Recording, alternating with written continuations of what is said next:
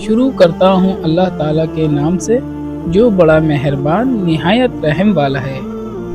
حدیث شریف حضرت ابو ہریرہ رضی اللہ عنہ سے روایت ہے، کہا رسول اللہ صلی اللہ علیہ وسلم نے فرمایا، جس نے عموداً مجھ پر جھوٹ بولا وہ آگ میں اپنا ٹھکانہ بنا لے۔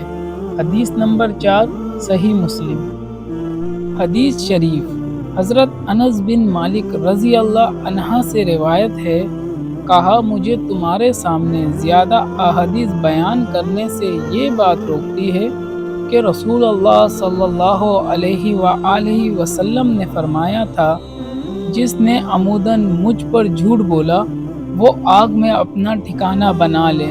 حدیث نمبر 1 صحیح مسلم۔ حدیث شریف ابن وہب نے خبر دی، کہا مالک بن انس نے مجھ سے کہا، مجھے معلوم ہے کہ ایسا آدمی صحیح سالم نہیں ہوتا جو ہر سنی ہوئی بات آگے بیان کر دے۔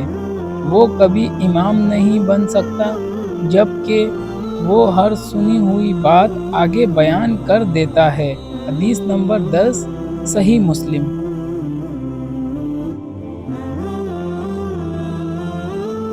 حدیث شریف طاؤس نے حضرت عبداللہ بن عمرو بن عاص رضی اللہ عنہما سے روایت کی، کہا سمندر کی تہہ میں بہت سے شیطان قید ہیں جنہیں حضرت سلیمان علیہ السلام نے باندھا تھا۔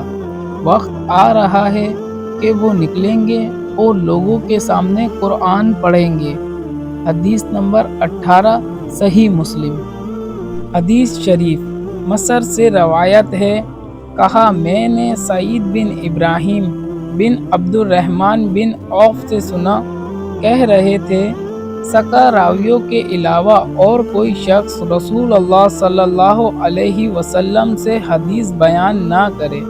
حدیث نمبر 31 صحیح مسلم۔